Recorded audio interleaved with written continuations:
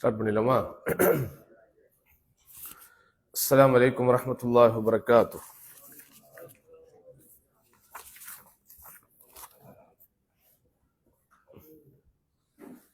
அல்ஹம்துலில்லாஹி ரப்பில் ஆலமீன் வஸ்ஸலாத்து வஸ்ஸலாமு அலா அஷ்ரஃபில் அன்பியாஇ வல் முர்ஸலீன் وعلى آله وصحبه ومن تبعهم بإحسان إلى يوم الدين. أما بعد، اللهم علمنا ما ينفعنا وانفعنا بما علمتنا إنك أنت العليم الحكيم. ربنا وزدنا علما وارزقنا فهما. اللهم صل على محمد وعلى آل محمد كما صليت على إبراهيم وعلى آل إبراهيم إنك حميد مجيد. اللهم بارك على محمد وعلى آل محمد كما باركت على إبراهيم وعلى آل إبراهيم إنك حميد مجيد. அன்பிற்கினிய சகோதரர்களே சகோதரிகளே, எல்லாம் வல்ல அல்லாஹ்வின் பேரருளால் பெரும் கிருபையினால் தொடர்ச்சியாக நடைபெற்று வருகிற இந்த தர்பியா மார்க்க விளக்க வகுப்பிலே நாம் எல்லாம் இன்றைக்கு பங்கு பெறக்கூடிய நல்லதொரு பாக்கியத்தினை பெற்றிருக்கிறோம். இந்த சிறப்பிற்குரிய சந்தர்ப்பத்தில் 50 ஃபாயிதா மின் கலாம் இப்னுல் கய்யிம் ரஹிமஹுல்லாஹ், இமாம் இப்னுல் கய்யிம் ரஹிமஹுல்லாஹ் அவர்களது நூற்களில் இருந்து துவக்கப்பட்டிருக்கிற 50 பயன்கள் என்கிற தலைப்பில் மரியாதைக்குரிய மார்க்க அறிஞர் சுல்தான் அல் உமரி தொகுத்திருக்கக்கூடிய ஒரு நூலை மையமாக வைத்துத்தான் இந்த வகுப்பு இப்போது நடைபெற்று வருகிறது. ஏற்கனவே உங்களுக்கு கடந்த வகுப்புகளிலே சுமார் 8 ஃபாயிதாக்கள், 8 பயன்களை எனக்கு முன்பு வகுப்படுத்தவர் முடித்திருக்கிறார். இப்போது நம்ம 9வது ஃபாயிதாவிலே அமர்ந்திருக்கிறோம். இதுல இருந்து இன்ஷா அல்லாஹ் கண்டினியூஸா பார்க்க போறோம். உங்களுக்கு இந்த வகுப்பினுடைய துவக்கத்திலேயே இமாம் இப்னுல் கய்யிமை பற்றி அறிமுகம் கொடுக்கப்பட்டிருக்கும் என்று நினைக்கிறேன். கொடுக்கப்பட்டுச்சா? இமாம் இப்னுல் கய்யிம் எந்த ஆண்டு பிறந்தாங்க? டக்குன்னு கேட்டாலாம் தெரியாது. ரைட். அவர் யாருடைய மாணவர்? இமாம் இப்னு தைமியாவுடைய மாணவர். அது அந்த ஒரு சிறப்பே அவருக்கு போதும், அவர் புகழ்பெற்ற ஒரு அறிஞர் என்பதற்கு. இதை நானாக மிகைப்படுத்தி சொல்லவில்லை. அவரை பற்றி ஆய்வு செய்யக்கூடிய மாணவர்கள், அறிஞர்கள், கல்வி தேடும் ஆய்வாளர்கள் என்ன செய்யறாங்க? இந்த மாதிரி ஒரு அற்புதமான ஒரு சிறப்பினை அவருக்கு தருகிறார். இமாம் இப்னுல் கய்யிமை பற்றி ஏற்கனவே எவ்வளவோ சொல்லப்படக்கூடிய விஷயங்கள் இருந்தாலும் ஒரு முக்கியமான ஒரு செய்தியை நம் போன்ற கல்வி தேடும் மாணவர்களுக்கு அவ்வப்போது சொல்ல வேண்டும். அறிஞர்களுக்கு மத்தியில் இஸ்லாமிய அறிவை உள்ளத்திற்குண்டான ஒரு மருந்தை போல் தரக்கூடிய ஆற்றல் பெற்ற அறிஞர்கள் சில பேர் தான். அதாவது மார்க்கத்தில் இருக்கக்கூடிய விஷயங்களை எடுத்து சொல்வது, விளக்கி சொல்வது, அதோடு தொடர்புடைய அம்சங்களை நம்மை அறிய வைப்பது, உணர வைப்பது, அதெல்லாம் மாஷா அல்லாஹ் பெரும்பாலும் எல்லா அறிஞர்களும் அந்த சேவைகளை செய்கிறார்கள். ஆனால் இமாம் இப்னுல் கய்யிம் போன்ற அறிஞர்களிடத்திலே காணப்பட்டிருக்கிற வியக்கத்தக்க ஒரு அற்புதமான ஆற்றல் என்னவென்றால், அவரை குறித்து அறிஞர்கள் குறிப்பிடுகிற போது தபீபுன் நஃப்ஸ் அப்படிங்கிறாங்க. தபீபுன் நஃப்ஸ்னா என்னது? மனதிற்கு, உள்ளத்திற்குண்டான ஆசிரியர் அவரு. ஏனென்றால் பொதுவாக இந்த சைக்கலாஜிக்கல் என்று நாம் சொல்லுகிற மனோதத்துவம் அல்லது தர்க்க ரீதியான விஷயங்கள், இவைகள் எல்லாமே கிரேக்க தத்துவ அறிஞர்களிடமிருந்து தான் இந்த சமூகத்திலே வந்தது. ஏன்னா அந்த கிரேக்கர்கள் தான் என்ன செய்வாங்க? எதையுமே ஒரு லாஜிக்கல் ரீசனிங்கோடு அணுகுவார்கள். அவர்களுடைய சுய அறிவும் சுய புத்தியும் அவ்வளவு எளிதில் எதையும் ஏற்றுக்கொள்ளாது. எதை அவர்களது அறிவு ஏற்றுக்கொள்ள வேண்டுமானாலும் அதற்கு ஒரு ஃபார்முலா தேவைப்பட்டது. 2+2 = 4. இப்படி ஒரு ஃபார்முலாக்குள் பொருந்தக்கூடிய தத்துவங்களை மாத்திரம்தான் அவர்களை ஏற்றுக்கொள்ள வைக்க முடியும். எதை அவர்கள் பேசினாலும் எப்படி இருக்கும்? ரொம்ப லாஜிக்கலாக பேசுவார்கள். எதற்கும் ஒரு தர்க்க ரீதியான காரணங்கள் சொல்ல வேண்டும். அப்ப தர்க்க ரீதியாக காரணங்கள் சொல்வது இஸ்லாம் என்ன செய்யாது? ஏற்றுக்கொள்ளாது. எல்லாவற்றையும் நீங்கள் தர்க்க ரீதியாகத்தான் ஏற்றுக்கொள்ள வேண்டும் என்றால் அப்ப ஈமானுக்கு அங்க என்ன வேலை? இறை நம்பிக்கைக்கு என்ன வேலை? இப்படிதானே, ஓரளவுக்குத்தான். அதாவது அறிவை இஸ்லாம் ஏற்றுக்கொள்கிறது, ஆர்வம் ஊட்டுகிறது, வலியுறுத்துகிறது, அதை நாம் வளர்த்துக் கொள்வதற்குண்டான வழிகாட்டுதல்களை தருகிறது. இப்படிதானே, அது வேறு. ஆனா எல்லாவற்றையும் லாஜிக்கல் ரீசனிங்கோடு தர்க்க ரீதியாகத்தான் நாங்கள் என்ன செய்வோம், அப்படி கணக்கு போட்டு பார்த்து தான் எடுத்துக்கொள்ள முடியாது. அப்படியானால் நான் பலமுறை இந்த உதாரணங்கள் சொல்லியிருக்கிறேன். காபத்துல்லாவை நாம் 7 முறை வலம் வருகிறோம், தவாஃப் இருக்கிறோம். இதற்கு தர்க்க ரீதியாக காரணங்கள் சொல்ல முடியுமா? சொல்ல முடியும். கிபிலா திசையை முன்னோக்கி தொழுகிறோம், அதுக்கு நம்ம என்ன லாஜிக்கல் ரீசனிங் சொல்ல முடியும்? சொல்ல முடியும். இதெல்லாமே கட்டுப்பாடு. அல்லாஹ் நம்மை செய்ய சொல்கிறான், அதனால் நாம் செய்கிறோம். அப்ப அதனால் அந்த கட்டுப்படுதல், அதனால்தான் இஸ்லாத்திற்கு, இஸ்லாம் என்கிற வார்த்தைக்கு அறிஞர்கள் விளக்கம் சொல்லும் போது அல் இஸ்திஸ்லாமு லிர்ரப், முழுக்க முழுக்க அல்லாஹுக்கு சரணடைதலுக்கு பேரு தான் இஸ்லாம். இஸ்லாம் அப்படின்னு சொல்லும் போது சாந்தி சமாதானம் என்கிறார்கள். அது அவ்வளவு பொருத்தமான ஒரு மொழிபெயர்ப்பு அல்ல. இஸ்லாம் என்பதற்கு சரியான மொழிபெயர்ப்பு என்னது? கட்டுப்படுதல். அல் இஸ்திஸ்லாமு லிரப்பிக் பிமா அமர், படைத்த இறைவன் எதை கொண்டு நமக்கு ஏவுகிறானோ அந்த ஏவல் விலக்கல்களுக்கு முற்றிலுமாக என்னை நான் சரணடைந்து கொள்வதற்கு பேர் தான் என்னது? அதான் இஸ்லாம். அதனாலதான் நமக்கு ஏதாவது ஒரு குற்றங்கள் யாராவது பண்ணிட்டா நான் போய் சரணடைஞ்சிடறேன் அப்படிங்கிறாங்க. சரணடைதல் என்றால் என்ன? அவ்வளவுதான், கொண்டு போய் ஒப்படைக்கிறான். அவன் அடுத்து அவன் என்ன செஞ்சாலும் ஓகே, 6 மாசம் உள்ள போடுறானோ 1 வருஷம் உள்ள போடுறானோ, எது செஞ்சாலும் அது அவனுடைய பாட்டு. அது எல்லாத்துக்கும் ஒப்புக்கொண்டு என்னை போய் ஒரு இடத்துல நான் ஒப்புவிப்பதற்கு பேர் தான் சரணடைதல். அந்த மாதிரி எனது வாழ்க்கையின் அனைத்து விஷயங்களையும் அல்லாஹுக்காக என்னை நானே சரணடைந்து கொள்வதற்கு பேர் தான் இஸ்லாம். அப்ப அந்த அடிப்படையில இஸ்லாம் என்ன செய்யாது? எல்லா விஷயங்களுக்கும் தர்க்க ரீதியாக நீங்கள் எதிர்பார்க்கிற, தர்க்க ரீதியாக நீங்கள் ஆவல் படுகின்ற அனைத்து விஷயங்களுக்கும் மருந்து போடாது. ஒரு லிமிட், ஓரளவு. அதுக்காக தர்க்க ரீதியான விஷயங்களை இஸ்லாம் ஏற்றுக்கொள்ளவே இல்லை என்று சொல்ல முடியாது. நிறைய தர்க்க ரீதியான விஷயங்களுக்கு என்ன, ஒரு இறைவனா பல இறைவனா, அதுக்கு இஸ்லாம் தர்க்க ரீதியாக சொல்லுகிறது. லவ்கான ஃபீஹிமா ஆலிஹத்துன் இல்லல்லாஹ் லஃபஸததா, வானங்கள் பூமியை நிர்வகிக்கிற விஷயத்தில் ஒன்றுக்கும் மேற்பட்ட கடவுளர்கள் இருக்குவேயானால் வானமும் பூமியும் எப்போது அழிந்தே போயிருக்கும். இப்படிதானங்க. இப்போ ஒரு கம்பெனியை ஒரு ஓனர்ஷிப் கீழே இருந்தால்தான் அவங்க நினைச்ச மாதிரி என்ன செய்ய முடியும், அது நடத்த முடியும். அப்ப அதே மாதிரி வானத்தை பூமியை நிர்வகிப்பதற்கு ஒன்றுக்கு மேற்பட்ட கடவுளர்கள் இருக்கிறாங்கன்னு வைங்க. ஒருத்தர் வானத்தை வச்சுக்கணும்னு நினைப்பாரு, இன்னொருத்தர் வானத்தை அழிக்கணும்னு நினைப்பாரு. அப்ப என்ன நடக்கும்?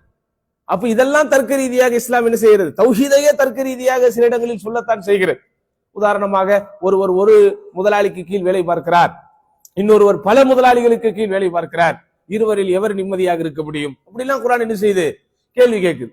அதே போன்று சிலைகள் வணங்கப்படுவதற்கு தகுதியே இல்லை என்கிற அடுக்கடுக்கான ஆணித்தரமான ஆய்வுபூர்வமான பதில்களை அல்லாஹுவே நேரடியாக சொல்லுகிற போது இந்த சிலை எவ்வளவு பலவீனமானது, அந்த சிலையின் மேல் ஒரு ஈ உட்கார்ந்து விட்டால் அந்த சிலை அந்த ஈயை தட்டி கொள்ள முடியுமா?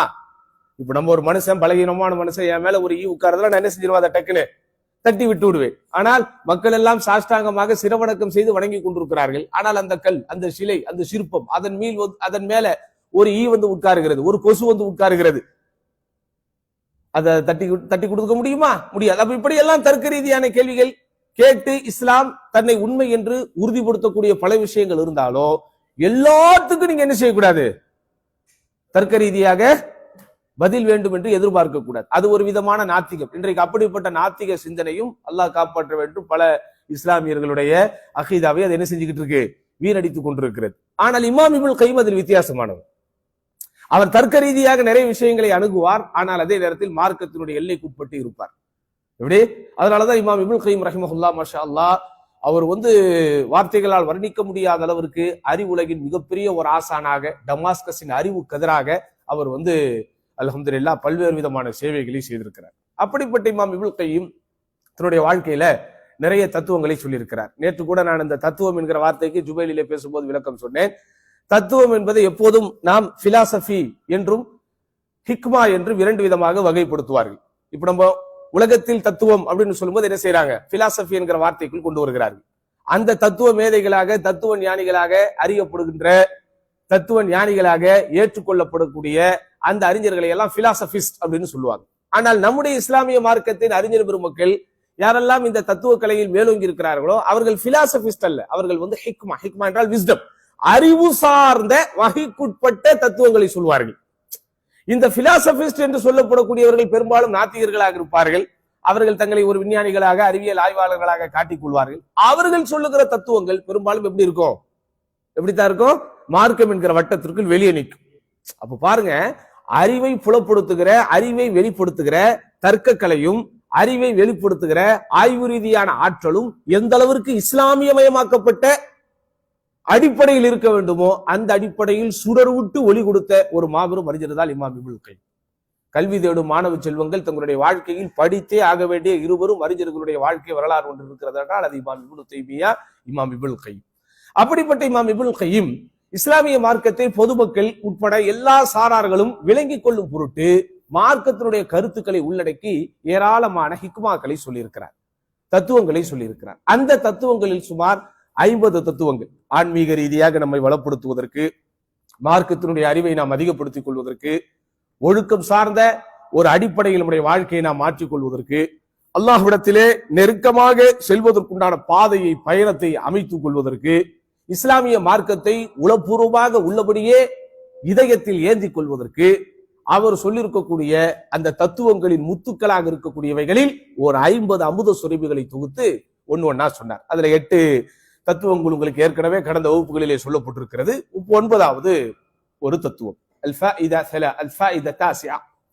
இதில் ஹலாவத்துல் இஹ்லாஸ் அப்படின்னு ஒரு தலைப்பு போட்டு இஹ்லாஸினுடைய இனிமை அல்லது இஹ்லாஸினுடைய சுவை. இஹ்லாஸ்னா என்னத்தா? உள தூய்மைங்கிறோம். உள தூய்மை என்பது ஓரளவுக்குத்தான் அதற்குண்டான பொருத்தமான அர்த்தமே தவிர இஹ்லாஸ் என்பதற்கு சரியான அர்த்தத்தை சொல்ல வேண்டும் என்றால் அது ஒரு கலப்படம் இல்லாதது அப்படின்னு அர்த்தம். இஹ்லாஸ்னா என்னது? கலப்படம். வேற வேற வேலைக்கு அதுல வேலையே இல்லை, அதான் கலப்படம் இல்லாதது இஹ்லாஸ். இஹ்லாஸ்னா என்னது? கலப்படம். கலப்படம்னா வேற ஒண்ணு அதுல ஜாயிண்ட் ஆகாது. இப்ப அல்லாஹுக்காக நான் செய்கிறேன் என்றால் முழுக்க முழுக்க அல்லாஹுக்காக என்பது மாத்திரம்தான் அதுல இருக்கும். அதை தாண்டி என்ன இருக்காது, அதுல இன்னொரு விஷயம் வராது. அது உலகத்தில் அல்லாஹ்வை தவிர வேறு யாருக்காக நம்ம என்ன செய்ய முடியாது, அதை செய்யவே முடியாது. அது செய்வதும் சரியும் அல்ல. உதாரணமாக நான் ஒரு குறிப்பிட்ட விஷயத்தை ஒரு குறிப்பிட்டவருக்காக செய்கிறேன் என்றால் அது மாத்திரம் இருக்காது, அதோடு இன்னும் சில விஷயங்களும் இருக்கும். உதாரணமாக இப்ப நம்ம இந்த நாட்டில் வேலை பார்க்கிறோம், சவுதி அரேபியாவில நாம் வேலை பார்க்கிறோம்.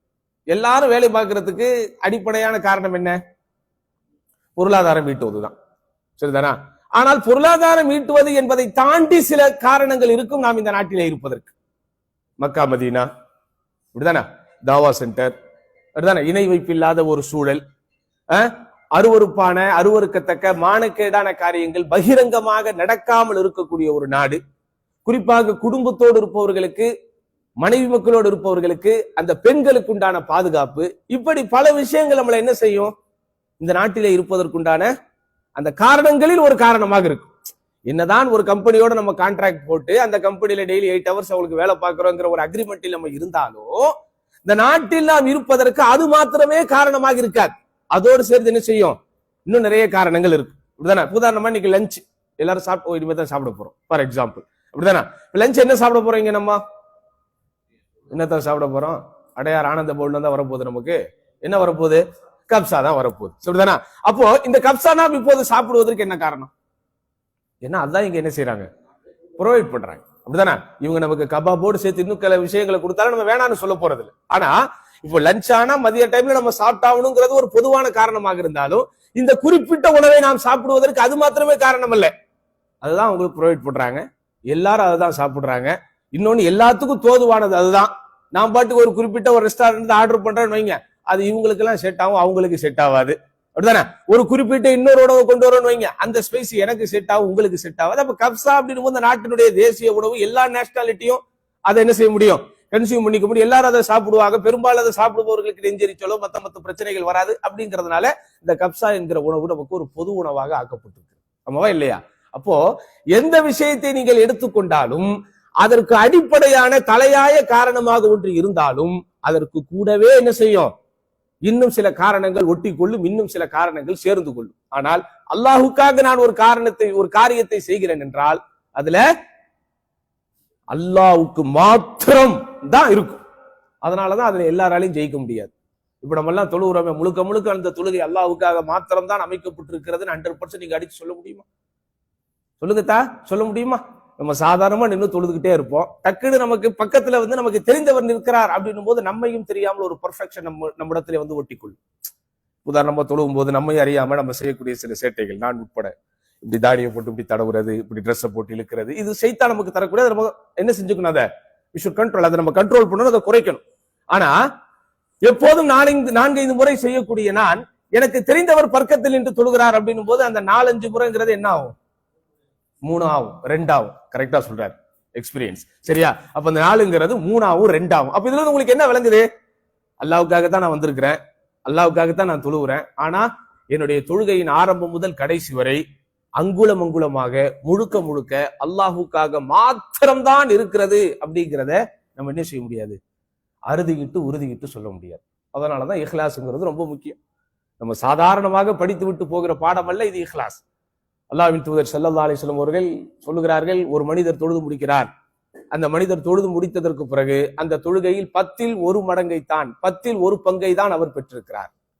இன்னொருவர் தொழுது இருக்கிறார், அந்த தொழுகையின் முடிவில் அவர் 10ற்கு 2 என்கிற மதிப்பெண்ணை தான் பெற்றிருக்கிறார். மார்க் போடுற மாதிரி. ஒரு எக்ஸாம்பிள் நம்ம எழுதும் போது ஒருத்தர் 90 வாங்கி இருக்கிறாரு, ஒருத்தர் 80 வாங்கி இருக்கிறார் அப்படின்னா அதை நீங்க அக்சஸ் பண்ண முடியும். அப்படிதானே? அது நீங்க என்ன செய்ய முடியும்? அதை நீங்க அசஸ் பண்ண முடியும். அசஸ் பண்ண முடியும். அதை நீங்க மதிப்பிட முடியும். 2 கேள்வி ஒரு விட்டு இருக்கிறாரு, அதனால 2 மார்க் போயிடுச்சு, அல்லது 4 கேள்வி விட்டு இருக்கிறாரு, அதனால 8 மார்க் போயிடுச்சு அப்படின்னு அதை நீங்கள் ஒரு அசஸ் பண்ணி கணக்கிட்டு சொல்ல முடியும். ஆனால் என் தொழுகையில் 10ற்கு 1 தான் நான் எடுத்திருக்கிறேன், அல்லது 100க்கு 10 மார்க் தான் எடுத்திருக்கிறேன் என்று யாராவது சொல்ல முடியுமா? ஆனால் அல்லாஹ்வால் சொல்ல முடியும். அல்லாஹ்வால் என்ன செய்ய முடியும்? சொல்ல முடியும். அவரும் அதே மாதிரிதான் ஒது செஞ்சிருக்கிறாரு. அவர் ஒதுல ஒரு ருக்குன் விட்டார்னா அவருடைய தொழுகை இன்வாலிட். அவர் என்ன செய்யணும்? அவரை திருப்பிட்டு தொழுகணும். அப்போ ஒது செய்ததுல குறைபாடு இல்ல. அதே மாதிரி தக்பீரத்துல் இஹ்ராம்ல இருந்து தஸ்லீம் வரைக்கும், அல்லாஹ் அக்பர் என்று ஆரம்பிப்பதுல இருந்து அஸ்ஸலாமு அலைக்கும் சலாம் கொடுக்கிற வரைக்கும் முழுமையாக எல்லா ருக்குன்களிலும் அட்டன் பண்ணி இருக்கிறார். ஒரு ரக்காத் 2 ரக்காத் மட்டும் தொழுதுட்டு ஆஹா பிளைட்டுக்கு டைம் ஆயிடுச்சுன்னு டக்குன்னு ஒரு விட்டுட்டு போல. அப்போ பிசிக்கலாக எல்லோரும் செய்யக்கூடிய உதவை தான் அவர் செய்திருக்கிறார். எல்லோரும் அந்த இமாமை பின்பற்றி நின்று தொழுவதை போலத்தான் அவரும் தொழுதிருக்கிறார். ருக்குவிலும் சுஜுதிலும் எல்லோரும் எவ்வளவு நேரம் கொடுத்தார்களோ அவ்வளவு நேரம் தான் அவரும் செய்திருக்கிறார். இவர் ஓதி அதே சூரத்துல் ஃபாத்திஹாவை தான் இவரும் ஓதி இருக்கிறார். ஆனால் பாருங்கள், அந்த தொழுது முடித்ததற்கு பிறகு இந்த தொழுகையிலே இவர் எவ்வளவு பெற்றிருக்கிறார் என்பதை அல்லாஹ் தீர்மானிக்கிற போது உஷுர்னா என்னது? 10ல் 1. அந்த மாதிரி ரசூலுல்லாஹ் சொல்றாங்க. அப்ப இது எதை வைத்து தீர்மானிக்கப்படுகிறது? அந்த தொழுகையில் அவரிடத்திலே காணப்பட்ட இஹ்லாஸை வைத்து தீர்மானிக்கப்படுகிறது. அதனால இஹ்லாஸ் அப்படிங்கிறது உள தூய்மை, மன தூய்மை அப்படின்னு நம்ம சொல்லிக்கிட்டு போகக்கூடிய ஒரு விஷயமாக இருந்தாலும் அது உண்மையான அர்த்தம் என்ன அப்படின்னு சொன்னா, கலப்படம் இல்லாமல் முழுக்க முழுக்க முழுக்க முழுக்க அல்லாஹுக்காக செய்யறது. அந்த இஹ்லாஸிற்கு ஒருவர் தன்னை பக்குவப்படுத்தி கொண்டால், தன்னை பழக்க வழக்கப்படுத்திக் கொண்டால், அந்த இஹ்லாஸோடு தன்னை ஒருவர் 2 இணைத்துக் கொண்டால் அதிலே ஒரு டேஸ்ட் இருக்கிறது, ஒரு ஹலாவத் இருக்கிறது. அதைத்தான் ஷேக் அவர்கள் சொல்லுகிறார்கள், மன் அவ்வத நஃப்ஸஹு அல் அமல லில்லாஹ் லம் யகுன் அஷக்க அலைஹி மினல் அமலி லிகைரிஹி. அருமையான வார்த்தை. யார் ஒருவர் தன்னை அல்லாஹுக்காக மாத்திரமே அமல் செய்யக்கூடியதாக பழக்க வழக்கப்படுத்திக் கொள்கிறாரோ அவருக்கு லம் யகுன் அஷக்க அலைஹி மினல் அமலி லிகைரிஹி, அதாவது அவர் அல்லாதவர்களுக்கு அமல் செய்வதை விட மிக சிரமமாக அது அவருக்கு இருக்காது. அப்படின்னா என்ன அர்த்தம்னா, அந்த இஹ்லாஸாக அவர் அமல்கள் செய்து பழகிவிட்டால் அதை விடுவது அவருக்கு ரொம்ப கஷ்டமாயிடும். அல்லாஹ்வுக்காக மாத்திரமே அமல் செய்யக்கூடியவராகவே அவர் தன்னுடைய காரியங்கள் அனைத்தையும் செய்து விட்டால் அல்லாஹ் அல்லாதவர்களுக்காக ஒன்றை செய்வதற்கு மிக சிரமமாக ஆகிவிடும் அப்படின்னு ஷேக் அவர்கள் என்ன செய்யறாங்க சொல்றாங்க. அப்படி புரியுதா உங்களுக்கு? அப்ப இஹ்லாஸ் என்பது இதுல நீங்கள் தெரிந்து கொள்ள வேண்டியது என்னன்னா, அவ்வத நஃப்ஸஹு என்கிற ஒரு வார்த்தை வருகிறது. அப்படின்னா யார் தன்னை பயிற்சி செய்து கொள்கிறாரோ, அப்போ பயிற்சி இல்லாமல் நீங்கள் செய்கிற எந்த முயற்சியும் உங்களுக்கு என்ன செய்யாது? பலனளிக்காது. முயற்சி இல்லாமல் உங்களிடத்திலே எந்த பயிற்சி வந்தாலும் அதுவும் பயனளிக்காது. அப்போ இதுல ஒரு கண்டினியூவேஷன் இருக்கணும். அதுக்குன்னு நீங்க என்ன செய்யணும்? உங்களை தயார்படுத்திக் கொள்ளணும். நமக்கே தெரியாது எதெல்லாம் இஹ்லாஸை பாழாக்கக்கூடிய காரியங்களாக இருக்கும் என்று தெரியாது. அப்ப இவர்கள் எல்லாவற்றையும் சரி செய்து கொண்டு நம்ம என்ன செய்யணும்? நம்முடைய நஃப்ஸை அல்லாஹுக்காக மாத்திரமே அமல்கள் செய்யக்கூடியவர்களாக மாற்றிக்கொண்டால் அவருக்கு அந்த அமல்களை விட்டு விடுவது என்பது மிக மிக சிரமத்திற்குரிய ஒன்றாக மாறிவிடும் அப்படிங்கிறார். அடுத்த ஃபாயிதா அல் ஆஷரா, 10வது பயன்பாடு. இதுல காயிதா ஃபில் இன்திஃபாஇ பில் குர்ஆன், குர்ஆனை கொண்டு பயன்பெறுவதில் உள்ள முக்கியமான ஒரு சட்டம். இப்போ குர்ஆனை கொண்டு பயன்பெறணும் அப்படிங்கிறது நம்ம எல்லாத்துக்குமே தெரியும். ஆனா எல்லாராலையும் முடியுதா அப்படிங்கிறது தான் ஒரு கேள்வி. குர்ஆனை ஓதினால் அழுகை வரும் அப்படின்லாம் நிறைய பயான்களை நம்ம சொல்லியிருக்கிறோம், நிறைய பயான்களை கேட்டிருக்கிறோம். ஆனா என்னைக்காவது நம்ம அழுது இருக்கிறோமா? அப்படிதானே? சஹாபாக்களை பற்றியும் சலஃபு சாலிஹீன்களை பற்றியும் வரக்கூடிய அந்த அவர்களுடைய பேணுதல் மிக்க வாழ்க்கை அப்படின்னு சொல்லும் போதே அதுல ரொம்ப முக்கியமானது எதுல வருதுன்னா அந்த குர்ஆனை கொண்டுள்ள விஷயங்கள்ல தான் வருது. உதாரணமா ஒரு இளம் வயது நபி தோழர் சொல்கிறார், ஆயிஷா ரலியல்லாஹு அன்ஹா அவர்களை சந்திப்பதற்காக நான் காலையில் என்ன செஞ்சேன், வீட்டுக்கு போனேன். அப்போ ஒரு குறிப்பிட்ட குர்ஆனுடைய வசனத்தை அவங்க ஓதி அழுதுகிட்டே இருந்தாங்க. ஆஹா, ரொம்ப குர்ஆனை ஓதி அழுதுகிட்டு இருக்கிறாங்களே, சரி நம்ம அவங்களை டிஸ்டர்ப் பண்ண வேண்டாம் அப்படின்ட்டு நான் என்ன செஞ்சேன், உள்ள போவாம திரும்ப நான் கடை தெருக்கெல்லாம் போய் என்னுடைய வேலைகள் எல்லாம் முடிச்சுட்டு வந்து நான் பார்க்கிறேன், திரும்பவும் அதே நிலையில் அவங்க என்ன செஞ்சாங்க, அந்த குர்ஆன் வசனத்தை ஓதி ஓதி அழுது கொண்டிருந்தார்கள். இதெல்லாம் ரொம்ப நெகிழ்ச்சியாக உணர்வுபூர்வமாக அந்த முன்னோர்களை பற்றி சொல்லி வரக்கூடிய ஒரு செய்தி தான்.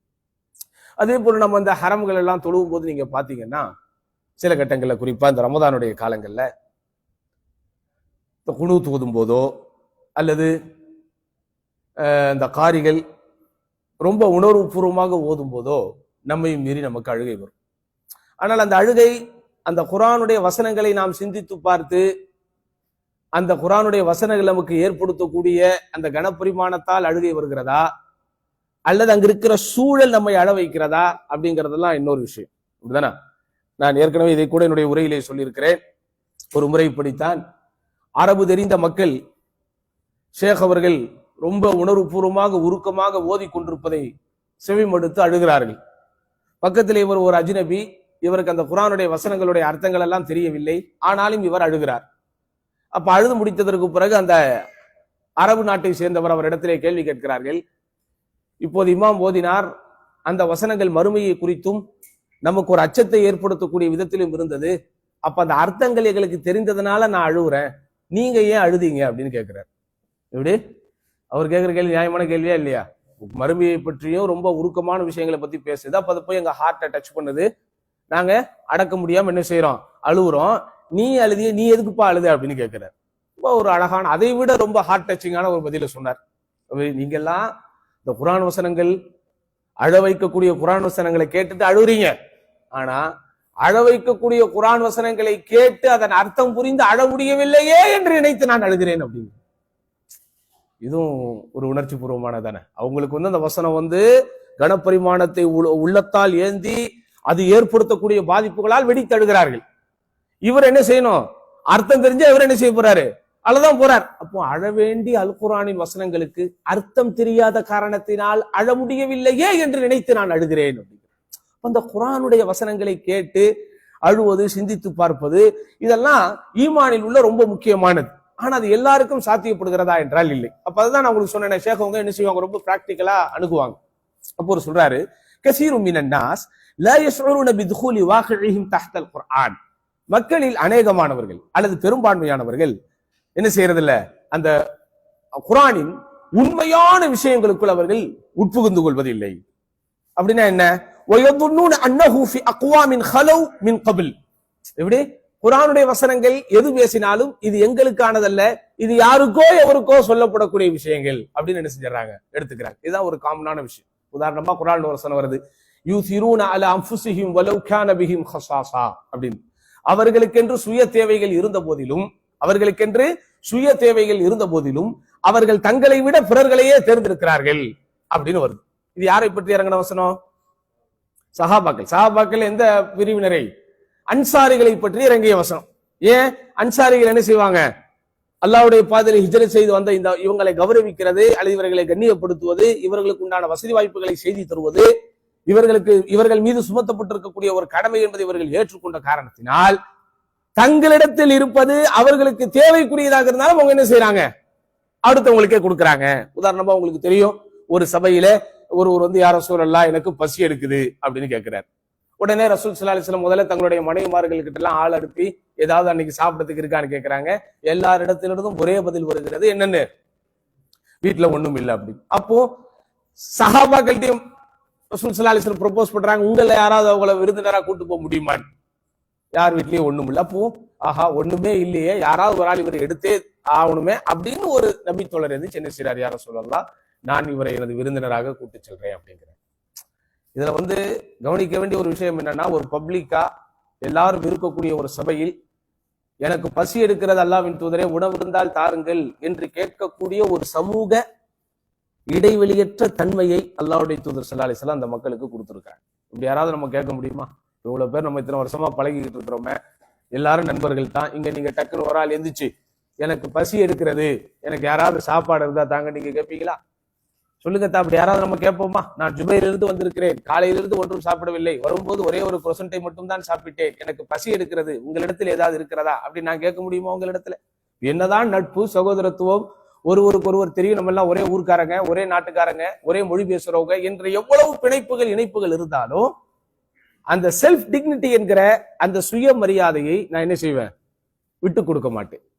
பப்ளிக்காக எனது பசியை குறித்தோ அல்லது என்னுடைய சுய தேவைகளை குறித்தோ கேட்பதற்கு என்னுடைய வாய் என்ன செய்யாது, அவ்வளவு சீக்கிரத்துல வராது. ஆனா பாருங்க என்ன சார், அல்லாஹ் அக்பர், நீங்க உடனே கொண்டு வந்துட்டீங்க, ஆனா நான் உடனே குடிக்க முடியாது, அதான பிரச்சனை.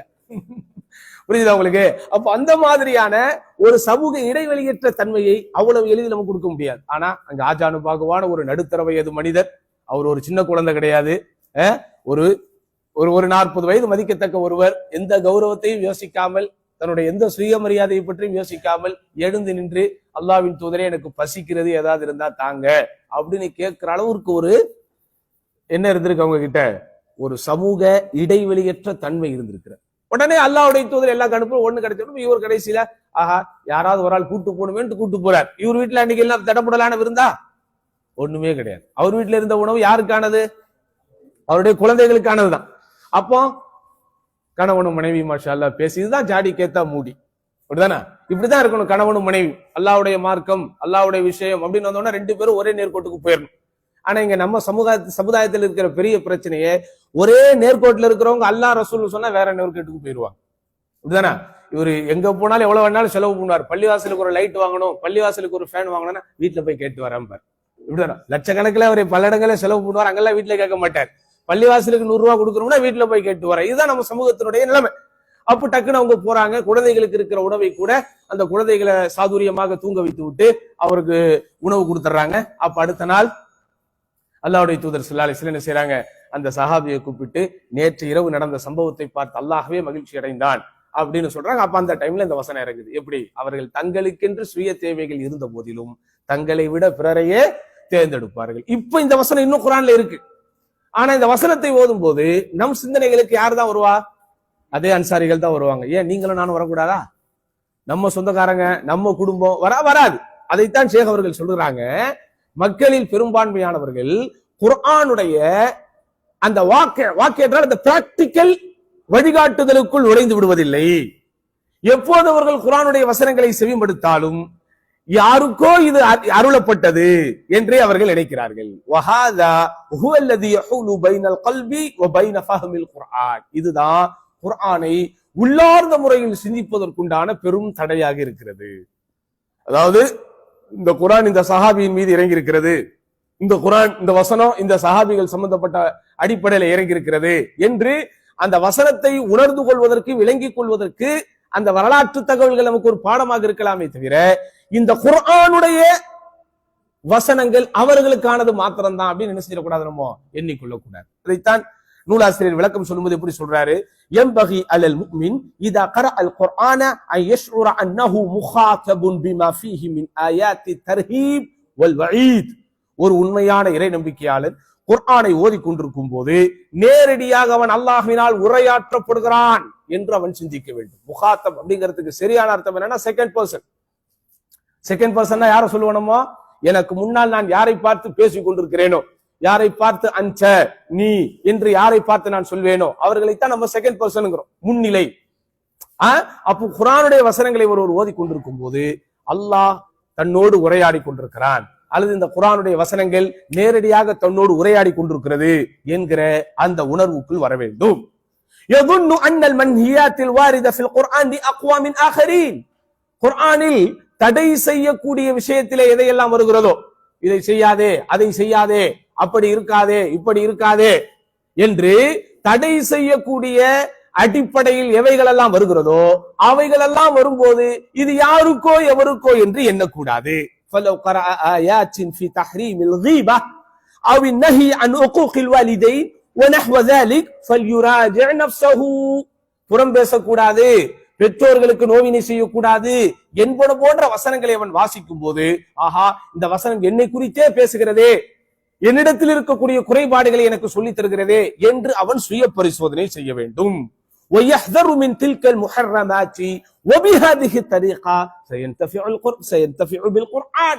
இப்படி தன்னைத்தான் சுய பரிசோதனை செய்வதன் மூலமாகத்தான் குர்ஆனை கொண்டு ஒருவன் பயன்பெற முடியும்.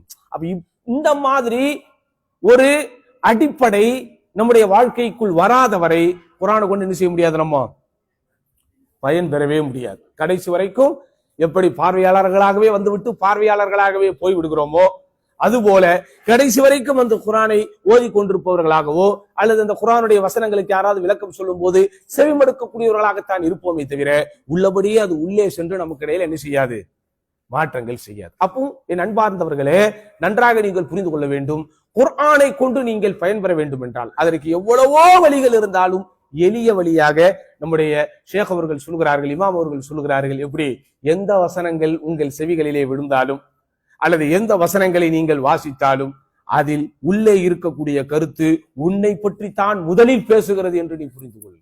ஆனா நம்ம அப்படி எடுத்துக்கவே மாட்டோம். நம்ம என்ன செய்யறது இல்ல, அப்படி எடுத்துக்கிறதே இல்லை. எந்த விஷயங்கள் இருந்தாலும் அடுத்தவர்களை பற்றிய அந்த பிம்பங்கள் தான் நம்முடைய நினைவுகளுக்கும் சிந்தனைகளுக்கும் வருமே தவிர நம்மிடத்துல என்ன குறைகள் இருக்கிறது, நம்மை நாம் எப்படி சரி செய்ய போகிறோம், நம்மை நாம் எப்படி சரி செய்து நம்முடைய இந்த பிரச்சனைகளை சீர் செய்ய போகிறோம் என்கிற அந்த எண்ணங்கள் வராது. அதை என்ன செய்யறாங்க, ஷேக் அவர்கள் நமக்கு விளக்கி சொல்றாங்க. அடுத்து 11வது ஃபாயிதா, 11வது தத்துவம் அல்லது பயன், பைன தாஅத்தி வல் மஅசியத்தி, பாவத்திற்கும் புண்ணியத்திற்கும் இடையிலே இருக்கிற வித்தியாசம் அல்லது நன்மைக்கும் தீமைக்கும் இடையே இருக்கிற வித்தியாசம். இங்கே ஷேக் அவர்கள் நன்மை தீமை பாவம் புண்ணியம் என்று சொல்வதெல்லாம் அமல்களில் நாம் செய்யக்கூடிய நன்மைகள், பாவங்களில் நாம் செய்யக்கூடிய தீமைகள், இதையெல்லாம் அல்லாஹ் செய்யும்படி நம்மை ஆர்வம் ஊட்டி இருக்கிறானோ அப்படிப்பட்ட விஷயங்களை நாம் செய்கிற போது அவைகள் எல்லாம் நன்மையான காரியங்கள் என்று வருகிறது. எதையெல்லாம் செய்யக்கூடாது என்று அல்லாஹ்வும் அல்லாஹ்வுடைய ரசூல் நம்மை தடுத்திருக்கிறார்களோ அவைகளை செய்கிற போது மஅசியா பாவம் என்று வருகிறது. ஒரு உண்மையான முஃமின் பாவம் செய்வதை குறித்தும் நன்மையை செய்வதை குறித்தும் எப்படிப்பட்ட அளவுகோல் அவனிடத்தில் இருக்க வேண்டும், இது ரொம்ப முக்கியம். இஸ்திக்லாலுல் மஅசியா ذنبுன் வஸ்திக்சாரு தாஅ ذنبுன், ஒரே வார்த்தையில முடிச்சிட்டாங்க. அதாவது பாவத்தை சாதாரணமாக நினைப்பதும் பாவம், நன்மைகளை மிக பெரிதாக நினைப்பதும் பாவம். அது என்ன பாவத்தை சாதாரணமாக நினைப்பது? பாதுன் நாஸ் யஃஅலுல் மஅசியா வலக்கின்னஹு லா யஸ்தஷ்இரு خطرஹா, மக்களிலே சிலர் பாவங்களை செய்கிறார்கள், ஆனால் அந்த பாவங்களை குறித்த பாதிப்பினை குறித்து பெரிதாக அவர்கள் அலட்டிக் கொள்ள மாட்டாங்க. வகது யுஜாஹிரு பிஹா அமாமன் நாஸ், நாங்க அந்த காலத்துல அதெல்லாம் செஞ்சோம், இப்படி எல்லாம் செஞ்சோம், நேத்து கூட நான் அதை தான் செஞ்சேன் என்று செய்த பாவத்தை மக்களிடத்துல பகிரங்கமாக பேசுவது. வஹாதா கத் வகஅ ஃபீ முஸீபத்தின் கபீரா, இப்படிப்பட்ட அடிப்படையிலே யார் இருக்கிறாரோ அவர் மிகப்பெரிய சோதனைகளை விழுந்து விட்டார். لأن قلة الحياء من الله والجرأة على المعاصي تدل على فساد قلبه, யார் இப்படி அல்லாஹ்வுடைய விஷயத்தில் குறைவான வெட்கம் கொண்டவராக இருக்கிறாரோ, பாவங்களை துணிந்து செய்கிறாரோ அவரது உள்ளம் பாழடைந்து விட்டது என்பதற்கு இதுவே சான்றாக இருக்கிறது. அதாவது என்ன கருத்து அப்படின்னு சொன்னா, பாவத்தை செஞ்சுட்டு எதுவுமே நடக்காததை போல இருப்பது, பாவத்தை செஞ்சுட்டு எதுவுமே நடக்காததை போல இருப்பது. பாவங்கள் என்றால் என்ன? அல்லாஹ் தடை செய்திருக்கக்கூடிய ஹராமான எந்த காரியங்களாக இருந்தாலும் சரி, அதனுடைய ஒழுக்கம் சார்ந்த விஷயங்களாக இருக்கட்டும் அல்லது இபாதத்துகள் சார்ந்த விஷயங்களாக இருக்கட்டும் அல்லது பிறருடைய ஹக்குகள் பிறருடைய உரிமைகள் சார்ந்த விஷயங்களாக இருக்கட்டும் அல்லது நம்முடைய தனிப்பட்ட வாழ்க்கையிலே நம்முடைய வியாபார வாழ்க்கையிலே அல்லது நம்முடைய பொது வாழ்க்கையிலே ஏற்படக்கூடிய பாவங்களாகட்டும், இந்த பாவங்கள் எல்லாம் செஞ்சுட்டு அதை பற்றி ஒரு பொருட்டாகவே நினைக்காமல் அப்படியே கடந்து போகும், இதுவும் பாவம். ரெண்டாவது ஒரு சாரார் இருக்கிறாங்க, அவங்க யார் தெரியுமா? ஃபைன்னல் முஃமின கத் யஃஅலு தாஆ, சில இடத்திலே சில பேர் இப்படி இருக்கிறார்கள், அவர்கள் இறை நம்பிக்கையாளர்கள் தான், ஏதேனும் நன்மைகளை செய்து விடுகிறார்கள், செய்துவிட்டு வயுஜபு பிஹா, பெரிய நன்மையை செய்து விட்டோம் என்று தன்னைத்தானே பெரிதாக நினைத்துக் கொள்கிறார்கள். வயஷ்உரு பில் குரூர், நம்மள மாதிரி ஒரு சிறந்தவர்கள் இந்த உலகத்துல யாருமே கிடையாது, இன்னைக்கு காலையில ஆன் டைம்ல ஃபஜ்ர் போய் நான் பள்ளிவாசல்ல இமாம் ஜமாத்தோட தொழுதுட்டேன், என்னைய மாதிரி ஒரு அவுலியாவே கிடையாது என்று தன்னைத்தானே நினைத்துக் கொள்கிறார்கள். வஹதா தன்பு ஹஃபீ, இதுவும் ஒரு மறைமுகமான ஒரு பாவம் தான். யுஅஸ்ஸிரு அலா குபூலில் அமல், அதாவது நன்மைகள் செய்துவிட்டு நீங்கள் பெருமிதமாக இருந்து விட்டால், நன்மை செய்துவிட்டு உங்களை நீங்கள் பெரிய விஷயமாக கருதிவிட்டால் உங்களுடைய அமல்கள் ஏற்றுக்கொள்ளப்படாமலேயே போய்விடும். இதுதானா? நான் பலமுறை இந்த உதாரணம் சொல்லி இருக்கிறேன். தொழுகெல்லாம் முடிச்சுட்டு இமாம் அஸ்ஸலாமு அலைக்கும் ரஹ்மத்துல்லான்னு சொன்னதுக்கு அப்புறம் நீங்க முதல்ல என்ன சொல்றீங்க? அல்லாஹ் கிட்ட ஏன் என்ன பாவமா செஞ்சீங்க அஸ்தக்ஃபிருல்லான்னு சொல்லத்துக்கு? அஸ்தக்ஃபிருல்லானா என்னத்தான் அர்த்தம்? அல்லாஹ் உன்னிடத்தில் பாவ மன்னிப்பை தேடுகிறேன். உலகத்திலேயே புனிதமான காரியம்னா என்னது? தொழுக. உலகத்திலேயே புண்ணியமான காரியம்னா என்னது? தொழுக. மறுமையின் சொர்க்கத்தின் திறவுகோல் தொழுக.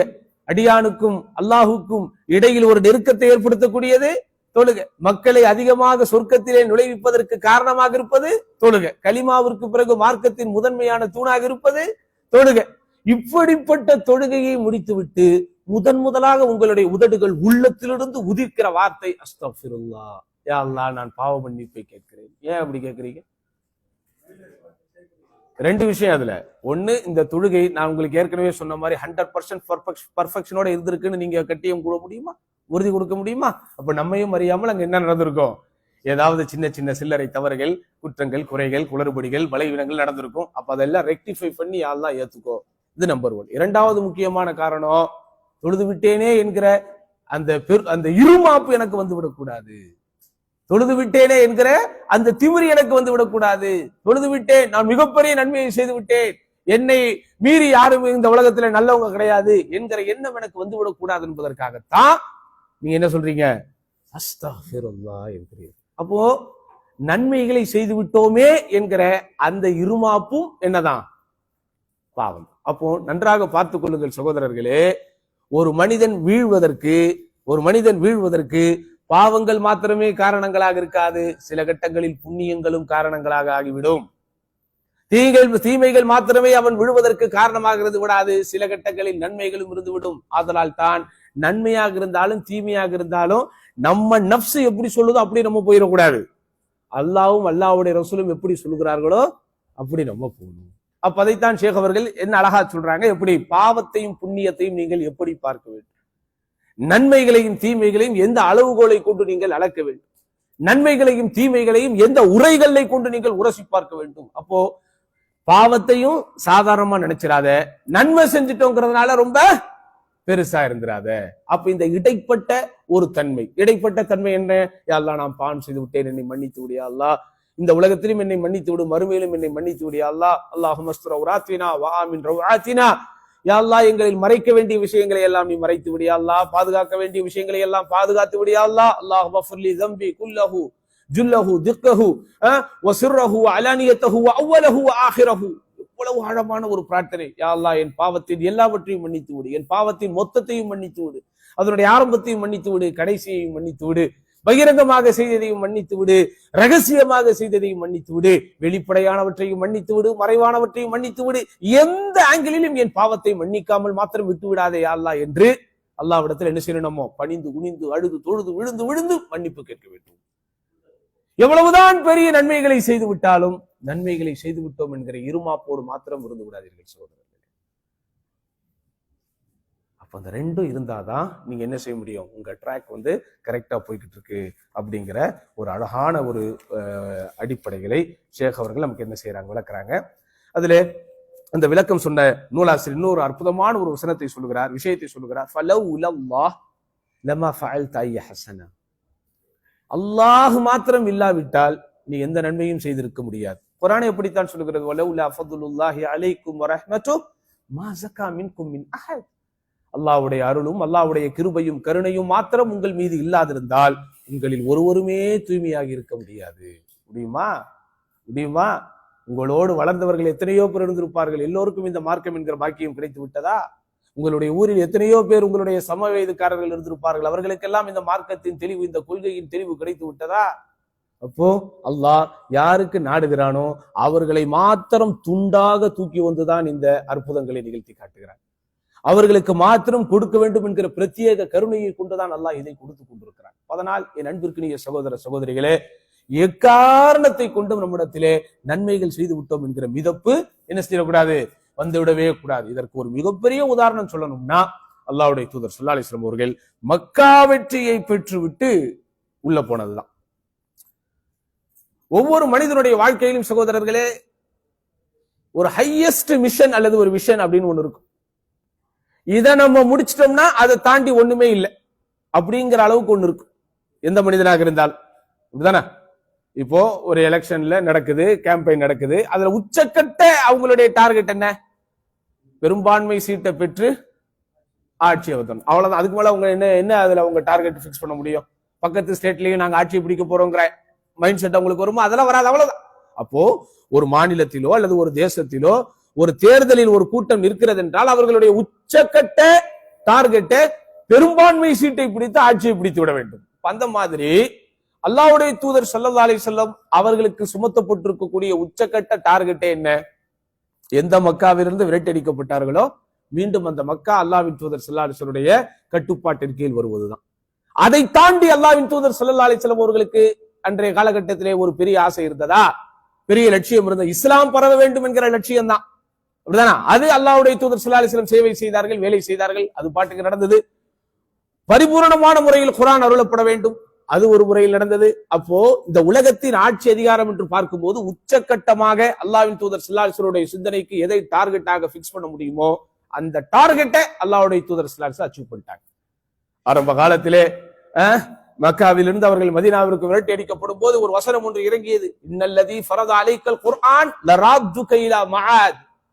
நபியே நபியே, எந்த இறைவன் உங்கள் மீது இந்த குர்ஆனை இறக்கினானோ அருளினானோ நிச்சயம் வாக்களிக்கப்பட்ட இடத்திற்கு உங்களை அவன் மீட்டும் கொண்டு வருவான். அப்போ அல்லாஹ்வுடைய தூதர் ஸல்லல்லாஹு அலைஹி வஸல்லம் ஹி வாஸ் வெயிட்டிங். அவங்க வெயிட் பண்ணிக்கிட்டு இருந்தாங்க, காத்து கொண்டிருந்தார்கள், எப்போது நாம் மீண்டும் மக்காவிற்கு போகிறோம் என்று. அப்ப அல்லாஹ்வின் தூதர் ஸல்லல்லாஹு அலைஹி வஸல்லம் 10 ஆண்டு கால பயணமும் மதீனாவில் அவர்கள் ஆட்சி செய்து கொண்டிருந்த அந்த 17 அல்லது 13 ஆண்டு கால பயணமும் எதை நோக்கிதான்? அந்த 10 ஆண்டு கால பயணமும் மக்கா வெற்றி தான். அதை ஹிஜ்ரி 7 என்று நினைக்கிறேன், அல்லாஹ்வுடைய தூதர் ஸல்லல்லாஹு அலைஹி வஸல்லம் ஹிஜ்ரி 8 என்று நினைக்கிறேன். அல்லாஹ்வின் தூதர் ஸல்லல்லாஹு அலைஹி வஸல்லம் அவர்களுக்கு அல்லாஹ் சுப்ஹானஹு வ தஆலா அதை பாத்தியப்படுத்தி கொடுத்து விட்டான், சாத்தியப்படுத்தி கொடுத்து விட்டான். எப்படியாப்பட்ட வெற்றி, எப்படியாப்பட்ட ஒரு உயர்வு வார்த்தைகளால் வர்ணிக்க முடியாது. யாரெல்லாம் தன்னுடைய அதாவது கையில் இருக்கிற உடைவாளை உள்ளே வைக்கிறானோ அவனுக்கெல்லாம் பாதுகாப்பு. அப்படின்னா அதாவது உடைவாள் என்பது சகோதரர்களை தற்காப்புக்காக எல்லோரும் வைத்துக் கொண்டிருக்கக்கூடிய ஒரு ஆயுதம். அந்த ஆயுதத்தை கூட எவனும் வெளியே எடுக்கக்கூடாது, உள்ள வைகடா என்று சொல்லக்கூடிய அளவிற்கு ஒரு ஆளுமை இன்றைக்கு அல்லாஹ்வின் தூதருக்கு இருந்துச்சு. யாரெல்லாம் காபத்துல்லாவிற்கு உள்ளே போய் தன்னை ஒளிந்து வைத்துக் கொள்கிறானோ அவனுக்கு பாதுகாப்பு. யார் அப்படி நெஞ்சை நிமித்திட்டு வெளியே நிக்க முடியாது. எல்லாம் போய் சரண்டராய் அப்படி அமைதியா போய் உள்ள போய் உட்காரணும். மன் தகல தார் அபி சுஃபியான் ஃபஹு ஆமீன். யாரெல்லாம் அபூ சுஃபியானுடைய வீட்டிற்கு உள்ளே போகிறானோ அவனுக்கு பாதுகாப்பு. அப்ப அபூ சுஃபியானுக்கு ஒரு அங்கீகாரத்தை அல்லாஹ்வுடைய தூதர் கொடுத்தாலும் சத்தம் போடாம ஒரு வீட்டுக்குள்ளே யாரும் போயிடணும், யாரும் நின்றுகிட்டு என்ன செய்யக்கூடாது, நீங்க ஆர்ப்பாட்டம் செய்யக்கூடாது, அடாவடித்தனம் செய்யக்கூடாது என்று ஒட்டுமொத்த மக்காவின் மக்களே அல்லாஹ்வின் தூதருடைய கட்டுப்பாட்டிற்கு கீழ் அமைதியாக இருந்த அந்த சந்தர்ப்பத்தை அல்லது சம்பவத்தை சஹாபாக்கள் விவரிக்கும் போது சொல்லுகிறார்கள், அல்லாஹ்வுடைய தூதர் ஸல்லல்லாஹு அலைஹி வஸல்லம் தங்களுடைய வாகனத்திலே தங்களுடைய ஒட்டகத்திலே பணிந்தவராக குனிந்தவராக வந்தார். அல்லாஹ்வின் தூதருடைய தாடியும் அல்லாஹ்வின் தூதருடைய நாடியும் அப்படியே அந்த ஒட்டகத்தோடு ஒன்றோடு ஒன்று இணைந்து விட்ட அளவிற்கு பணிவோடு உள்ளே போனார்கள். இது உங்களுக்கு என்ன விளங்குது? உச்சகட்டமாக ஒரு மனிதனுடைய வாழ்க்கையில எதை அச்சீவ் பண்ணணுமோ அதையே அச்சீவ் பண்ணிவிட்டு அல்லாஹ்வின் தூதர் ஸல்லல்லாஹு அலைஹி வஸல்லம் ரொம்ப சாதாரணமா இருந்தாங்க. சுப்ஹானல்லாஹ். ஆனா இன்னைக்கு நம்முடைய வாழ்க்கை எப்படி இருக்குது? நாம் செய்யக்கூடிய அமல்களை விட அதிகம் அமல் செய்தவர்கள் இந்த உலகத்தில் யாரும் இல்லையா? நாம் சம்பாதித்ததை விட அதிகமாக பணங்காசை வைத்திருப்பவர்கள் இந்த உலகத்தில் யாரும் இல்லையா? நாம் வைக்கக்கூடிய பதவியை விட பெரிய பதவி வைப்பவர்கள் யாரும் இங்கே இல்லையா? நம்மிடத்தில் இருக்கக்கூடிய சொத்து சுகத்தை விட அதிகமாக சொத்து சுகத்தை சேர்த்தவர்கள் யாரும் இல்லையா? நம்மிடத்திலே இருக்கிற உடல், நம்மிடத்திலே இருக்கிற உடல் அமைப்பு, நம்மிடத்திலே இருக்கிற ஆரோக்கியம், நம்மிடத்திலே இருக்கக்கூடிய காசு, பணம், செல்வாக்கு இதை தாண்டி வேறு யாரிடத்திலும் இருக்குதா? இல்லாம இல்லையா?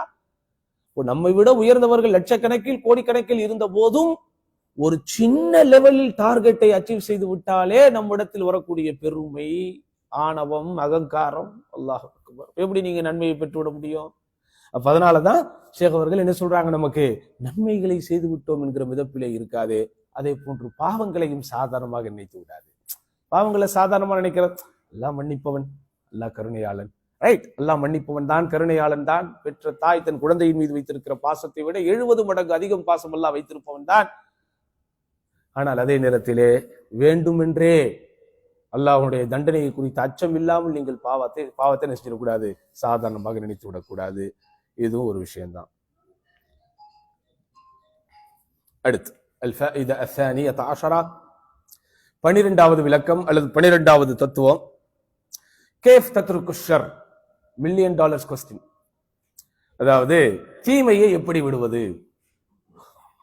அதான் நம்முடைய 25 ஆண்டு கால அல்லது 30 ஆண்டு கால வாழ்க்கை வரலாற்றுல விடை தெரியாத ஒரு வினா ஒன்று இருக்கிறது என்றால் அது என்னது? தீமையை விடுவது எப்படி? ஷேக் ரொம்ப அழகா சொல்றாங்க, மஸ்துஈன அல தகல்லுஸி மின ஷர்ரி பிமிஸ்லில் புஅதி அன் அஸ்பாபிஹி. தீமைகளை செய்வதற்கு காரணங்களாக இவைகள் எல்லாம் இருக்கிறதோ அதை விட்டு விலகுவதை விட தீமையை விட்டு நீ விலகுவதற்கு வேறொன்று உனக்கு உதவி செய்து விடாது. முடிஞ்சு போச்சு. தீமைகளை விடுவதற்கு ஒரு குறிப்பிட்ட கெட்ட பழக்கம் இடத்துல இருக்கிறது, குறிப்பிட்ட ஒரு மோசமான பழக்க வழக்கம் இருக்கிறது. இன்றைய இளைஞர்களில் பெரும்பான்மையானவர்களை சோதித்திருக்கக்கூடிய பாதித்திருக்கக்கூடிய விஷயங்கள் ஆபாசங்களை பார்ப்பது. அதிலிருந்து நீங்கள் எப்படி விடுபடுவது? எப்படி விடுபடுவது? ஹராமான முறையிலே பணம் ஈட்டுவது, அதிலிருந்து எப்படி விடுபடுவது? தொழாமல் ஃபஜ்ர் தொழாமல் தூங்குவது, அதிலிருந்து எப்படி விடுபடுவது? அல்லது மனைவி மக்களிடத்திலே மோசமாக நடந்து கொள்வது, அதிலிருந்து எப்படி விடுபடுவது? அல்லது உங்களுக்கு கீழே வேலை பார்ப்பவர்களை அடிமைகளை விட மோசமாக நடத்துவது, அதிலிருந்து எப்படி விடுபடுவது? பெற்றோர்களுக்கு நோவினை செய்வது, பெற்றோர்களுக்கு மாறு செய்வது, அதிலிருந்து விடுபடுவது எப்படி? இப்படி எவ்வளவோ தவறுகளில் இன்றைய இளைஞர்கள் அல்லது இன்றைய மக்கள் பாதிக்கப்பட்டுக் கொண்டிருக்கிறார்கள். அதிலிருந்து அவர்கள் விடுபட வேண்டும் என்றால் ஒரே ஒரு வழிதான். எதெல்லாம் உன்னை அந்த தவறின்பால் கொண்டு செல்கிறதோ அதிலிருந்து நீ விலகிவிடு. அந்த தவறிலிருந்து ஆட்டோமேட்டிக்கா நீ என்ன செஞ்சிடலாம்? விலகிவிடலாம். அதற்கு ஷேக் அவர்கள் விளக்கம் சொல்லும் போது, கத் யஸ்அலுக அஹதுஹும் அன் ரகுபத்திஹி ஃபீ தர்கி மஅசியா முஅய்யனா, உன்னிடத்திலே யாராவது வந்து குறிப்பிட்ட பாவத்தை விடுவது எப்படி என்று கேட்கலாம். ஃபஹீனஹா யகூனுல் ஜவாப், அந்த நேரத்தில் பதில் இப்படித்தான் இருக்க வேண்டும். இப்தஇத் அன் அஸ்பாபிஹா, அந்த தீமைகளை செய்வதற்கு உன்னை தூண்டுகிற வழிகாட்டுகிற காரணங்களை விட்டு நீ தவிர்த்து கொள். லைக் எக்ஸாம்பிள், கல் ஃபராக், தனிமையில் இருப்பது, வஸதீகி ஸூ, கெட்ட நண்பர்களோடு பழகுவது, வபஅது தத்பீகாத்தில் ஜவ்வாலில் மலீஅத்தி பில் முஹர்ரமாத்தி, தீமைகளையும் தவறுகளையும் நிரம்ப தனக்குள் வைத்திருக்கக்கூடிய இந்த மொபைல் போன்களை பார்த்து பயன்படுத்துவது. மொபைல் போனை பற்றிலாம் இமாம் இப்னுல் கையிமுக்கு எப்படி தெரியும் தெரியாதீங்க. இது வந்து யாரு? இந்த ஸ்காலர் சொல்ற விளக்கம். இமாம் இப்னுல் கையிம் சொன்னது ஒரு வார்த்தை தான். என்னது? தீமைகளின்பால் உன்னை தூண்டக்கூடிய கொண்டு செல்லக்கூடிய காரணங்களை விட்டு தவிர்ந்திரு. இதற்கு விளக்கம் சொன்ன இந்த நம்முடைய சமகாலத்து அறிஞர் தான் இவர். அவர் என்ன சொல்றாரு? தனிமையில் இருக்கிறத தவிர்ந்திரு, கெட்ட நண்பர்களை இருந்து தவிர்ந்திரு. ரொம்ப முக்கியமா உன் கையிலும் பையிலும் எப்போதும் உன்னை அலங்கரித்துக் கொண்டிருக்கிற இந்த மொபைல் போன்கள் விஷயத்துல என்ன செய்ய கவனமாக இரு. இப்படி இருந்தால் கண்டிப்பாக நீங்க என்ன செய்யலாம்? தீமைகளில் இருந்தும் தவறுகளில் இருந்தும் விலகலாம். இதுதான் ரொம்ப முக்கியம். சும்மா நம்ம வந்து தீமைகளிலிருந்து விலக முடியல என்று நினைத்துக் கொண்டிருக்கிறோமே தவிர, விளங்குவது அந்த தீமைகளிலிருந்து விலகுவதற்குண்டான எந்த படிக்கட்டுகளை நோக்கி நீங்கள் நடந்தீர்கள்? நல்லவனாக ஆக வேண்டும், ரைட். நல்லவனாக ஆகுவதற்கு என்ன ஒரு முயற்சிகள் நீங்கள் செய்தீர்கள்? என் அன்பிற்கினியவர்களே, இப்போது நாம் வாழ்ந்து கொண்டிருக்கிற இந்த காலகட்டத்தில் வெளிப்படையாக சொல்கிறேன், வணக்க வழிபாடுகளும் இது போன்ற கல்வி சபைகளும் மாத்திரம்தான் நம்மை சரிபடுத்தும் சகோதரர்களே. இந்த கல்வி சபையில் அமர்ந்திருப்பவர்கள் யாரும் உங்களிடத்தில் இருக்கக்கூடிய உலகத்தை எதிர்பார்ப்பவர்கள் அல்ல. உங்களோடு உலக ரீதியாக தொடர்புகளை வைத்துக் கொள்ள வேண்டும் என்கிற எண்ணத்திலே உள்ளவர்கள் அல்ல. முழுக்க முழுக்க முழுக்க முழுக்க நம்மை நாம் சீர்படுத்திக் கொள்ள வேண்டும், நம்மை நாம் பதப்படுத்திக் கொள்ள வேண்டும், நம்மை நாம் பண்படுத்திக் கொள்ள வேண்டும், நம்மை நாம் ஒரு உண்மையான முஸ்லிமாக மாற்றிக்கொள்ள வேண்டும் என்கிற அந்த ஆர்வத்திலும் அந்த ஆசையிலும் தான் நம்ம என்ன செய்யறோம்? அல்ஹம்துலில்லாஹ் இது போன்ற கல்வி சார்ந்த சபைகளில் பங்கெடுக்கிறோம். அப்ப இந்த சபைகளில் பங்கெடுப்பவர்கள், இங்கே பேசப்படக்கூடிய பேச்சுக்களை உள்ளார்ந்த ரீதியில் எடுத்துக்கொள்பவர்கள், நிச்சயம் அவர்களுக்கு வாழ்க்கையிலே மிகப்பெரிய ஒரு மாற்றம். அப்படி மாறியவர்கள் தான் நாம். உலகத்தை கொஞ்சம் சிந்தித்து பாருங்கள், எப்படி வாழ்ந்து கொண்டிருக்கிறார்கள், எப்படிப்பட்ட அடிப்படையுடைய வாழ்க்கை போய் கொண்டிருக்கிறது. மார்க்கத்தை பற்றியோ, மரணத்தை பற்றியோ, மன்னரையை பற்றியோ, மறுமையை பற்றியோ எந்த சிந்தனையும் எந்த கவலையும் இல்லாமல் ஒரு பெருங்கொண்ட கூட்டம் வாழ்ந்து கொண்டிருக்கிறது. அதே மாதிரி நம்முடைய வாழ்க்கையும் போலாமா? அதே மாதிரி நம்முடைய வாழ்க்கை இருக்கலாமா? அப்போ நம்முடைய வாழ்க்கையில் ஒரு மாற்றம் வர வேண்டும் என்றால் குறிப்பாக பாவங்களில் விடுவதில் தான் இருக்கிறது. அதனாலதான் ஷேக் அவர்கள் தொடர்ந்து விளக்கம் சொல்றாங்க, லிஅன்ன குல்ல மஅசியத்தின் லஹா அஸ்பாப்.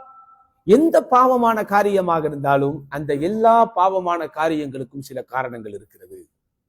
எல்லா பாவமான காரியங்களுக்கும் சில காரணங்கள் இருக்கிறது. வயுகாசு அலா ذلك, இப்படி கணக்கெடுத்து ஐயு ஷர்ரின் யகூனு ஃபி ஷக்ஸி அவ் ஃபில் முஜ்தமஇ ஃபஇன்னனா நகூல் லினுஃபக்கிர் ஃபி அஸ்பாபி உஜூதிஹி. இப்போ எந்த ஒரு தனி மனிதன் சார்ந்த தவறாக இருந்தாலும், ஒரு சமூகம் சார்ந்த தவறாக இருந்தாலும், ஏனென்றால் தவறுகள் சகோதரர்களே தனி மனிதன் சார்ந்த ஒரு தவறு இருப்பதை போலவே சமூகம் சார்ந்த தவறுகளும் இன்றைக்கு இருக்கிறது. சமூகம் சார்ந்த தவறுகளும் இன்றைக்கு இருக்கிறது. இன்றைக்கு உலகம் ஆரம்பித்து உலகளாவிய அளவில் ஆரம்பித்து நாம் வாழ்ந்து கொண்டிருக்கக்கூடிய ஒரு மாநிலம் வரைக்கும் ஒரு திரைத்துறையில் இருந்தும் சினிமா பிரபலங்களாக இருப்பவர்களும் வந்து ஆட்சியை பிடிக்கக்கூடிய அளவிற்கு உண்டான ஒரு சூழல் இருக்கிறது என்றால் இது தனி மனிதனின் தவறு மாத்திரமா? ஒரு சமூகத்தினுடைய தவறு. சினிமாவை ப்ரொமோட் பண்ணது யாரு? யாருங்க? ஸ்கூல்ல நீங்க போனீங்கன்னா சினிமா, ஒரு ஃபங்க்ஷன்ல போனீங்கன்னா சினிமா, ஒரு ஸ்போர்ட்ஸ் டேவா அங்க சினிமா, ஒரு ஆனுவல் டேவா அங்க ஒரு சினிமா, கல்ச்சுரல் டேவா ஒரு கல்ச்சுரல் கலாச்சார நிகழ்ச்சிகளா அங்க சினிமா. இன்றைக்கு பிள்ளைகளுடைய பன்முக திறமையை மேடையில் காட்டுவதற்கு சினிமாவை தாண்டி ஏதாவது இந்த பொது சமூகம் சிந்திக்கிறதா?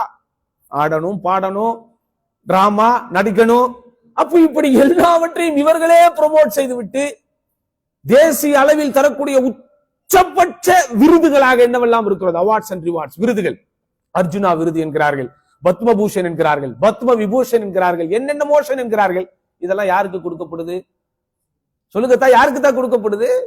எந்த ஒரு பொருளாக இருந்தாலும் அதை சந்தைப்படுத்துவதற்கு யாரை கொண்டு வந்து இவன் நடிக்க வைக்கிறான்?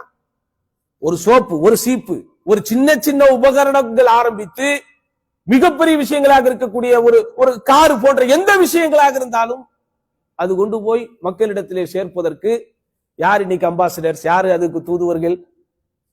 அட, பண பரிவர்த்தனை செய்கிற ஒரு இந்தியன் பேங்கோட ஆப்பை நீங்கள் ஓபன் பண்ணுங்கள், அதிலேயும் ஒரு சினிமா பிரபலம் தான் வந்து நிற்கிறான். இப்படி சின்ன சின்ன சில்லறை விஷயங்கள் ஆரம்பித்து தேசத்தின் அடையாளங்களாக பார்க்கப்படக்கூடிய எல்லா விஷயத்திற்கும் சினிமாவை கொண்டு வந்து வைத்து விட்டு, தேசிய கீதமா அது சினிமா மாதிரி தான் பாடுறது, தேசப்பற்றா அதுக்கு 4 சினிமா, இப்படி எல்லாவற்றையும் சகோதரர்களே ஒரு சமூகம் இந்த தீமைகளை, இந்த மிகப்பெரிய ஒரு தீமையை பொதுமையப்படுத்திவிட்டு மார்க்கம் என்கிற அந்த வட்டத்திற்குள் இருப்பவர்களை தவிர வெளியே இருக்கிற யாராக இருந்தால் உன்னுடைய பொழுதுபோக்கு என்னன்னு கேளுங்களேன்.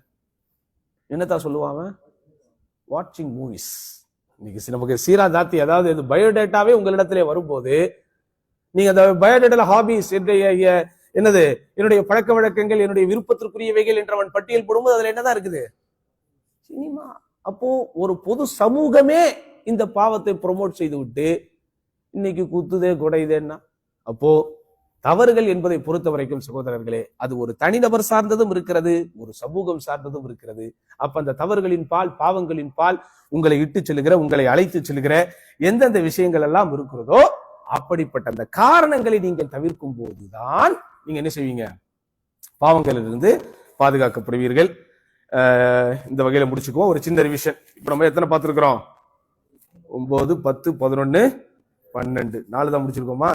நான் வரும்போது தான் கேட்டேன், என்ன 2 கிளாஸ்ல 8 தான் முடிச்சிருக்காங்களான்னு. கரெக்டா நானும் எத்தனை தான் முடிச்சிருக்கிறேன்? 4 தான் முடிச்சிருக்கேன். அந்த 4 என்னன்னு யாராவது சொல்லுங்க பாப்போம். இன்னைக்கு 4 வேணா வெள்ளிக்கிழமைன்னு சொல்றோம், அந்த 4 கேட்காதீங்களா சொல்லாதீங்க. அந்த 4 பாயிண்ட் என்னன்னு அதை மட்டும் சொல்லுங்க டக்குன்னு. என்னதா? ஹலாவத்துல் இஹ்லாஸ், அந்த இஹ்லாஸுடைய சுவையை சுவைப்பது. ரெண்டாவது குர்ஆனை கொண்டு பயன் பெறுவது. குர்ஆனை கொண்டு பயன் பெறணும்னா என்ன செய்யணும்? வசனங்களை ஓதும் போது, குர்ஆனுடைய ஏவல் விளக்கல்கள் நம்முடைய செவிகளிலே வந்து விழும்போது, என்னை பார்த்துதான் இது பேசுகிறது அப்படின்னு சுய பரிசோதனை செஞ்சாதான், அப்படி ஒரு ஹேபிட்டை நம்ம வளர்த்துக்கிட்டாதான் குர்ஆன் வந்து நமக்கு என்ன செய்யும்? பயனளிக்கும், பலனளிக்கும். அதுக்கு அடுத்தது பாவ முன்னேற்றை பற்றி, நன்மை தீமையை பற்றி நமக்கு இஸ்லாம் சொல்லக்கூடிய அந்த தத்துவம். நன்மைகள் செய்து விட்டோம் அப்படிங்கிற மிதப்பு நமக்கு வரக்கூடாது. பாவம் தானே, எல்லாரும் செய்யறதுதான் அப்படின்னு போயிடும். இன்னைக்கு ரெண்டுமே நடக்குது, அப்படிதானே? இன்னைக்கு வந்து ரெண்டையுமே சமுதாயத்துல இருக்குது. யாராவது, எனக்கெல்லாம் சின்ன பிள்ளைகள் ஞாபகம் இருக்கிறது, அடிக்கடி நாங்கள் சலாம் சொல்லிவிட்டு போவோம். அப்போ எங்க வீட்டுக்கு ஒரு சொந்தக்காரங்க வந்தாங்க, வயசான போய் கிழமை மாதிரி சலாம் சொல்லிக்கிட்டே இருக்கு. அப்போ அவங்களுக்கு சொல்லி தரப்பட்டிருக்கக்கூடிய சமூக விஷயம் என்னது?